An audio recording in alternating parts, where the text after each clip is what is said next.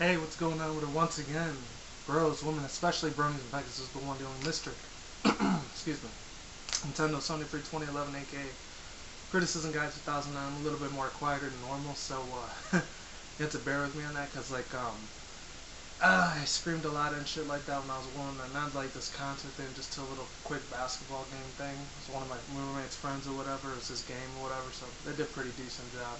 Not a really huge fan of sport, but I just went there for support my buddy and shit like that. So without further ado, now let's begin. My Little Pony Friendship is Magic, season 4, episode 11. I'm not sure if this is 10 or 11. I think this is 11. Um, 3 is a crowd. And I almost lost my train of thought there. I'm just looking at my digital clock over there. I'm using a little bit of a different a camera recording, not a camera recording device, but a little bit of a different it's a different terrain for the camera that it's standing on right now, because that's why you're wondering why it's a little bit more farther distance than normal. You know why. So without further ado, now let's begin. And there's a few of these pictures on there just from DeviantArt. Just shout out to the people that made that. Let's get the shit started. So 3's a crowd. Pretty much this is a Twilight Cadence Discord episode, really. That's what it comes down to. I know some people are probably sorry it's a Twilight Cadence if they don't like Discord that much. Of course, played by the Mr. Wonderful fucking John Delancey. But yeah, pretty much the whole story begins. And this is the kicker right here. This is where it begins when in the beginning it just starts out with excuse me, it starts off with all 6 of the ponies. It's actually not all 6 of the ponies. It's actually about Twilight Sparkle. She ends up getting a letter from the mail from the Crystal Empire that Princess Cadence, she'll be able to stay for like one whole day with Twilight and have some more, friendship, community, bonding time, because I haven't really had that much of that since all the crazy events in season 1 with Nightmare Moon, even though she didn't exist. Then there was season 2 with Discord, and then after that, Queen Trishula's got in the way. She ended up banning her to the Mine Diamonds area or whatever. And then the 3rd season, of course, was King Sombra. Ended up not having them spend a lot of quality time from the 1st, 2nd, and 3rd season. Now we got the 4th season. So yeah, I know there's a 5th confirmation that there's going to be a season 5, but that's all good. I'm not going to get into that part. So anyways, after she gets good news, Fluttershy became one of my top 20 favorite ponies there. She ends up coming out, she's like, oh, I'm sorry, I didn't mean him to butt in like this, but I have some wonderful moves, I just couldn't hold it up for myself. That little squeaky, cute, adorable voice she always does, played by Miss Adrienne Lehman. And does my number 1 favorite, of course, Pinkie Pie, next to Derpy. Obviously, everyone knows that by now. But, yeah, you already know excited as how I was when I saw that Rainbow Falls one last week. Even though this is almost a week old, but, I've been super busy with my life with, I have my old birthday party thing and a couple other things I'm not going to mention because they're kind of personal. But, yeah, other than that, let's get it even more started. So, after that, she ends up telling her she has to go to, some adorable creatures or critters. And either one, animal creatures. She ends up having to go to this conference, and pretty much after that, what happens is that she's like, oh, I'm so excited, I couldn't let it out. I just had to tell some pony about it. And after that, Twilight's like, oh, that's great, congratulations, that's fantastic, Just like they used to do with the Hub commercials when she used to say that to that girl, that's fantastic. Same thing with Tara Strong when she does Twilight here. And then after that, what happens is that it's like, oh, I'll see you ponies later. After that, they do all this little conference thingies and everything like that, and then they cut to the little main title of the song, the My Little Pony song. And after that, what happens is that what happens is really funny and interesting because man, I really love this scene where Fluttershy, they're all going to the train station because they had to wait for Fluttershy's train to get there so she can go to the Pet Critter Animal Conference that they were gonna have for her. And after that, she got elected and she left Ponyville, but then Pinkie Pie out of nowhere, they made her a little bit more stupider than normal, which kind of sucks because, I love her to fucking death, but in that one case in scenario, that was kind of silly what they made her do there, seriously. I wish the writers and script producers would have made her a little bit more smarter than that, come on. And after that, every other pony knows she's going to the Animal Critter Conference, but apparently, I guess they didn't give that news to Pinkie Pie, because she thinks that she was going away forever. It's like, oh, I'll miss you, Fluttershy. I'll never forget you. And after that, Fluttershy's just looking at her. She has this weird pimp hat on. I don't know what kind of hat it is, but it looks like something out the mask. Any of you guys from the 90s, especially my 90s kids peoples out there, are anywhere from like 21 to 35. Like, you know who I'm talking about when I say Jim Carrey in The Mask. It was like one of Cameron Diaz's first movies. I'm not gonna get into that. See, after that, what happens is that it's fucking hilarious because after that she says, "I'll never forget you." She ends up like she contradicts herself by looking at this not hot air balloon, like this little red balloon that floats by. It's like, ooh, it's a balloony, it's so floaty. Oh man, I was literally bursting out fucking laughing when I saw that part. And then after that, what happens is they finally show like Discord and everyone. Well, not Discord yet. He'll get to the main top. I'll get to the main topic on that in a second. But after that, what happens is Twilight Sparkle ends up breaking the news. She says, "Oh, well, I have to go to this conference and everything like that. Not conference, like this Star Swirler Bearded convention or whatever." And then she ends up breaking the fourth wall. She's like, "Spoiler alert! It's this one, ding!" And then she goes really close to the poster or whatever. I thought that was really fucking funny how she was like talking to the fans there just for 2 seconds. That was hilarious. Oh man, she was actually my number one there in that moment. And then after that, she went back to number 30. But other than that, what happens is after that, Applejack says, "Oh, don't you worry, darling. You go on to your hootenanny, have a good hootenanny time." And after that, and Rarity thought it was nice. She thought it was exquisite. You should go definitely spend some bonding time with your sister-in-law, Cadence, in a little proper, elegant voice. And after that, they showed Rainbow Dash like, "Oh, that's so boring. No, it's nothing, isn't it? It's just a box of lame." Oh man, she ended up being her little bitchy, arrogant self again. Damn it. No offense to the Rainbow Dash fanboys and fangirls out there, it's just one of the main reasons why she's my least favorite.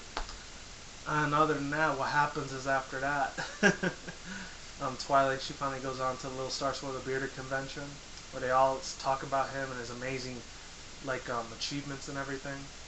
And after that, what happens is even more. It's crazy. Like, I wouldn't even thought of this in the world. Like, what happened to me. It was actually a little funny. And after that, out of nowhere, Discord comes into like a spiraling little like foam thing. It goes like some tornado or whatever. I don't even know what the hell that is, but it's freaking hilarious as hell. I love it. I love every single moment of it. And then after that, what happens is there goes the fan art. But what happens is after that, they show him in like a dark blue colors. Like, he says he's not feeling good and everything. He's like, "I don't feel so good." And after that, you know, big ups to freaking John DeLance for playing Discord's voice again. I'm surprised he still hasn't left the big giant franchise, but you know what? He's still here. He's there to stay, you know?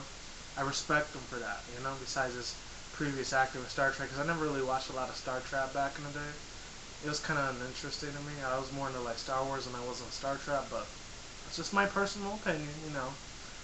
But yeah, after that, he's wondering where Fluttershy went because he wanted some pony to take care of him. It's funny because Pinkie Pie was actually volunteering to take care of Discord in his time of need, but it was fucking hilarious as hell, seriously. By all means, it was just freaking hilarious as shit. And after that, I was like, "Oh, I'll tell you my life story with Pinkie Pie. It all started when I grew up on a farm." And then after that, he's like, "Oh, I'm sorry, dear, but I really want some other more responsible pony to take care of me, like Applejack and Rarity. They already volunteered for me." And then after that, he's like, "We did?" They both say it together in unison. And it's funny, he hugs all four of the ponies, and then Rainbow Dash says, "Oh, not it. Now, what do you want? You gotta go to sleep." You're like, "Why can't you go to sleep in your own bed?" You know, bitchy Rainbow Dash, typical. But other than that, what happens is after that is that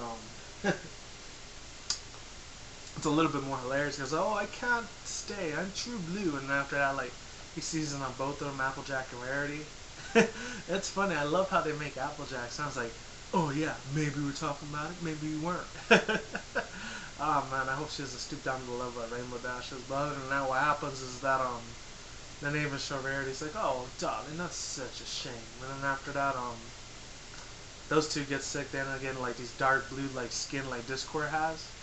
And it does make sense because, you know, Applejack is that element of honesty, and True Blue, everything has to do with honesty with the color blue.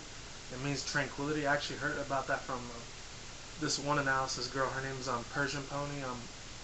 I think it's either Persian Pony or MLP Poetess. Definitely check her shit out. She has like 50,000 subscribers. She's definitely awesome. And she's got a little Patreon too if you want to like donate to her shit if you want. I'm not gonna support that, but you know what? I'll still watch the videos and like them. But other than that, you know, what happens is that and I'm not gonna support it because it's bad or not. It's because I don't really have money very fast like that, like some people do for donations and shit. But other than that, what happens is that oh my god, that was freaking hilarious as shit. The way that Discord, he ends up going to the convention. It's like, oh, don't worry, whoever pony shall I ever take care of, or whoever pony shall take care of me. And then he does this little thing with his finger, like, ding, ding, ding. He's making kind of some kind of evil, devious, mischievous plot. So it can ruin Cadence and Twilight's date, you know, with their spending, bonding sister-in-law time together. And after that, then they cut to the scene where they show they show Cadence and Twilight. They're talking about all these nerdgasm things, like how this little lantern light was supposed to help, like, Star Swirl the Beard in this big giant snowstorm or in the caves of Equestria somewhere in the universe. And after that, they show Discord. He turns into the lantern. It's like, hello, princesses. And after that, he takes the bow and everything like that. That's funny. I love how that dude John Delancey just brings Discord freaking life, especially when he does that little stamp with his fingers, like, and then he goes somewhere and teleports. Fucking epic. That's all I gotta say about that. Bananas as hell, in a good way. And after that, what happens is that she's like, "You're sick. You got the true blue. What?" And then after that, I love whoever did Cadence's voice. I'm not sure who it was, but props to her that did it. She's actually starting to become a little bit more likable, a little bit. But I still do like Trishulus a little bit more over her and Nightmare Moon over Cadence. I don't know what it is. But other than that, because we already got them in the first and second like episode Nightmare Moon already, but not Trishulus.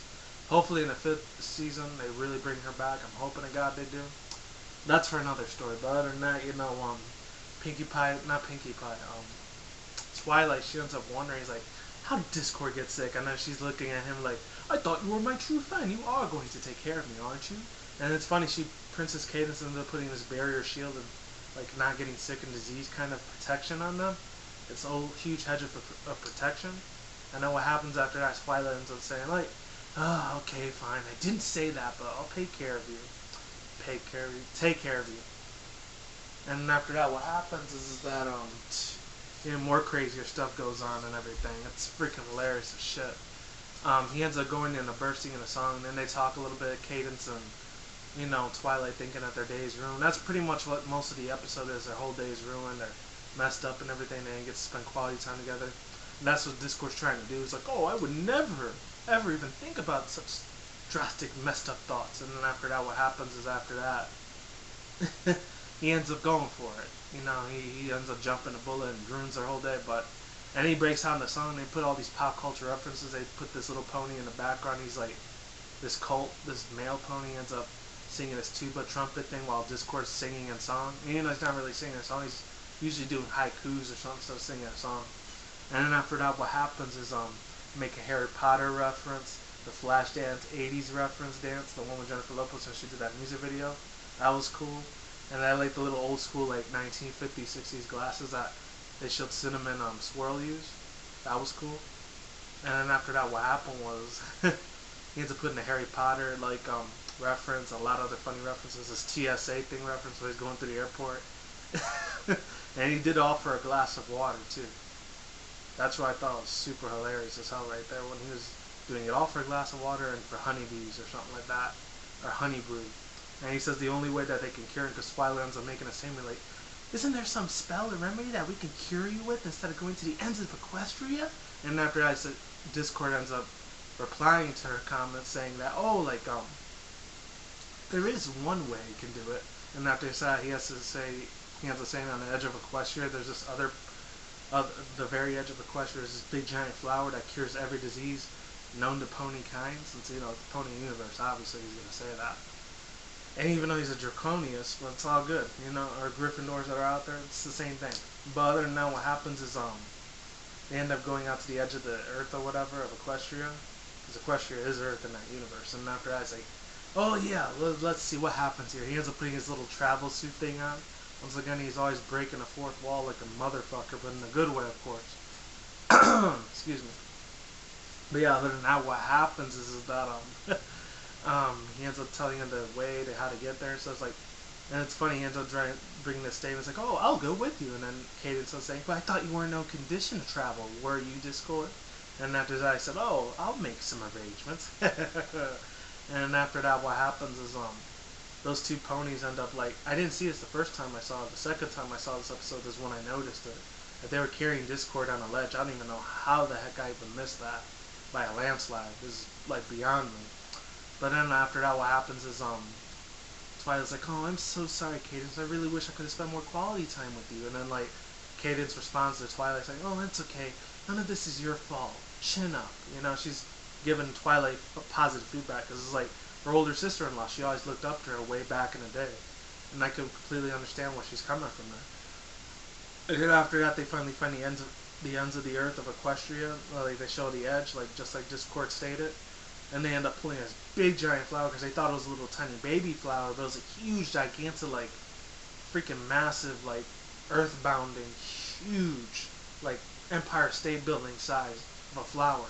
And after that, one of the petals fall on Twilight and it looks like a great and powerful Trixie cape, except there's no moon and no magic wand there. Magic wand with a star in it, excuse me.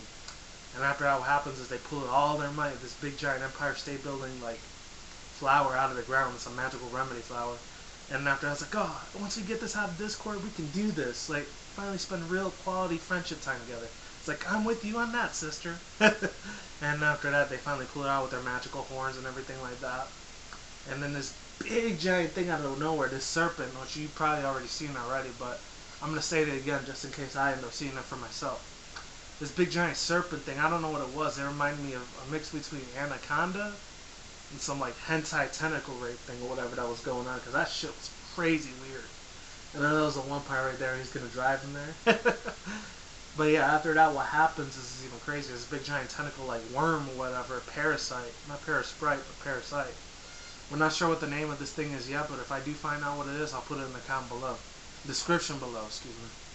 Or if anyone can tell me, you know, that's cool shit too if they comment down below. Oh, and then we saw Flash Sentry here earlier. I don't know what that was about when Queen Cadence was, or no, excuse me, Princess Cadence was coming out of the Crystal Empire train. We did see a little bit of Flash Sentry. I completely forgot to mention that. My bad. And then what happens after that is that once this big giant worm thing or whatever is attacking everything and whatnot. There wasn't a duck here, by the way. I just threw that randomly.